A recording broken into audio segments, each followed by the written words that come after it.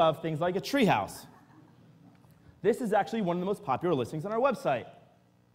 We have igloos. You can actually stay in this igloo. We have boats. 23 people have stayed in that boat this summer. We have water villas. We have castles. And in fact, the amazing part about this castle is people are actually throwing events here, because you're not going to just rent it out for 2 of your friends. But if you have well, maybe you will. Some of the speakers might. But you know, people have weddings here. So we're now facilitating not just spaces to stay, but spaces to do activities, to experience. And this was pretty amazing. We actually are now getting private islands. And people are booking. We have an entire collection of private islands on our website. So basically, what we are today is a community marketplace for space. It's a really big idea, but if we, back in 2007, said we were going to create that, it would have been impossible. So basically, it started with an airbed in our living room to solve our own problem.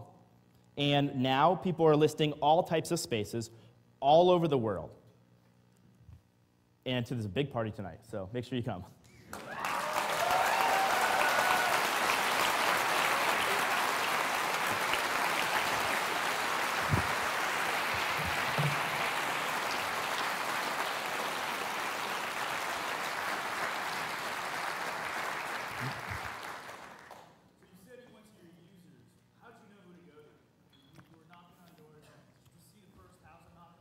When you have 50 users, it's pretty easy to know who to go to.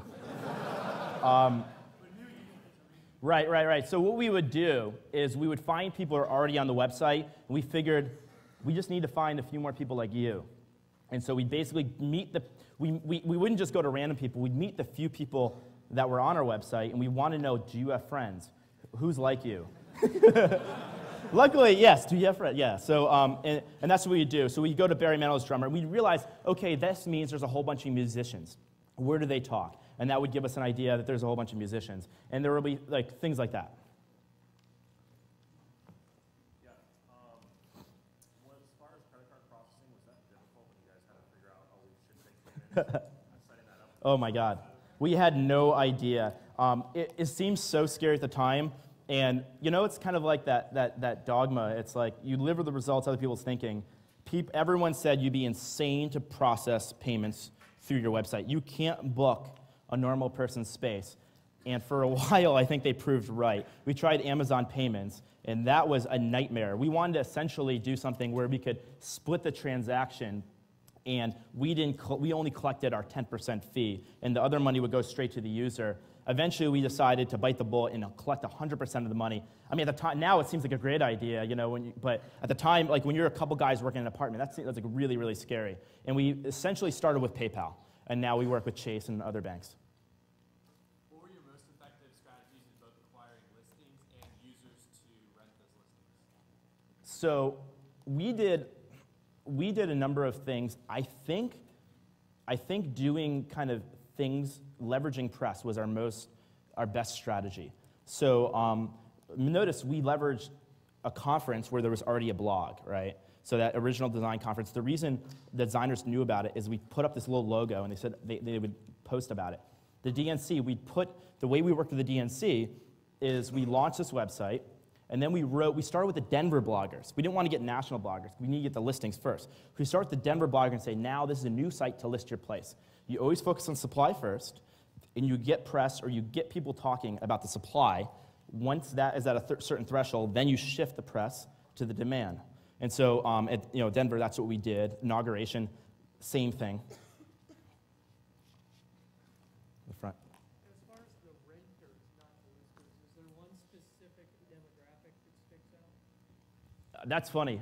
Is there a specific demographic? Well, you notice the three people that stay with me. I had a 30-year-old from India, a 35-year-old woman, and a 45-year-old father of 5 from Utah.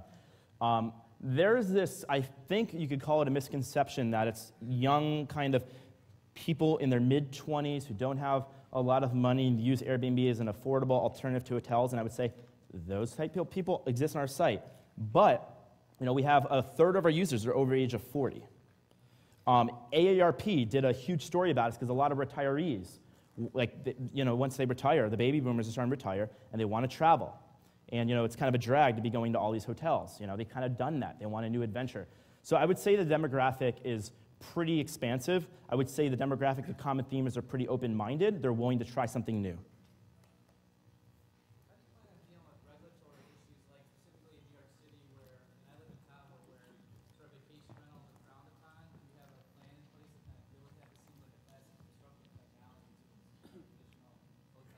Absolutely, absolutely. So, we agree with the spirit of the bill in New York. And the spirit of what's happening in New York is that they want to be able to protect travelers. And this is a debate that happened in 2003, well before us. And the idea was that if there's no big hotel brands, how do you know that somebody's legitimate? How do you know they're going to provide a good experience? And that's fundamentally the open question. And we believe that through things like reputation online, you can actually do that. And it's funny that you ask about New York because the bill, the situation that happened in New York, once we actually met with the bill sponsors, they actually said, no, you're not the intended target. And actually now we're looking forward to being able to work with them to figure out a way that we can both live together. And I think we will, because ultimately I think we're good for the community. And most of these regulatory people are going after the professional property groups. So what they don't like are people that are buying up entire buildings and kicking out permanent residents. And that's really not the culture of Airbnb.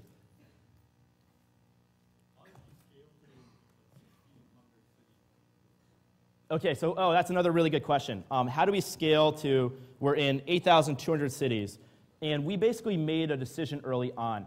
You could either provide a really good focused user experience in one city, or you could decide to be global from day one.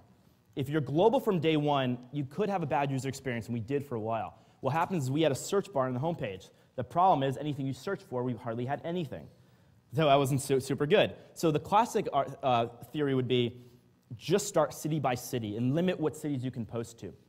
At the time, a couple other companies tried to do that, and I think it looked like that was the winning strategy.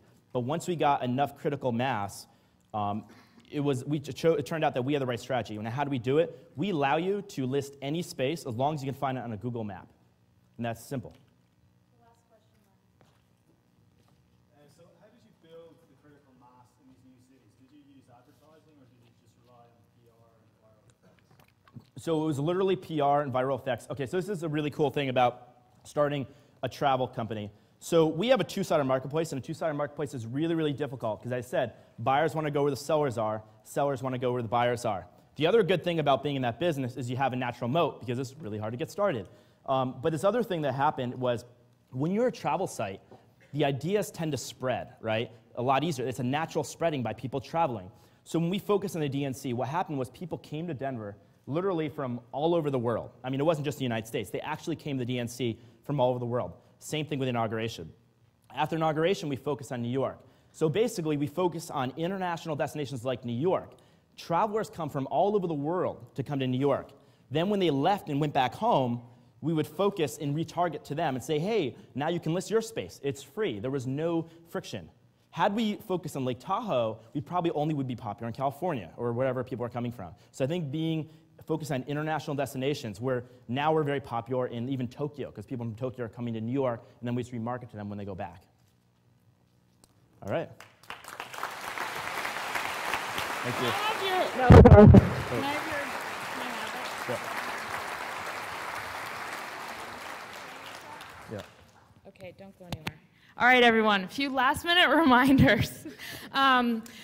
So thank you to Justin.tv for streaming all of these talks online today, and specifically a shout out to Randall Bennett, who just made it all happen back there. You don't see him, but he's back there. And Justin TV, by the way, is having a taco brunch tomorrow at the Y Combinator Distributed Open House. More details on our wiki. I want to thank all the speakers today, and I also want to thank a few people who really, this wouldn't have happened without them. Kirsty Nathu and Kate Corteau, thank you. And Yin Yin, please come up here. This is the president of Bases, and she has some things to say, and I just wanted to say thank you. We're so glad to be back at Stanford this year, and all of the Bases help. Couldn't have done this without you guys. There's a party at Airbnb tonight in San Francisco. And you want to talk about your reception now? Yeah, so we'll be having a reception right after the event. When you walk out, it's on the right. And I really wanted to thank everyone on the Bases team who have done so much to put this event on last minute. Well, not last minute, but planned and just made it work. All right, we're done. Thank you. Thanks, Brian. Sorry I made you stand up here. You had a great talk. Well, thank you so much. Thank you for hosting this event. No, definitely. Wasn't that awesome? That was so Am I on? I gotta go.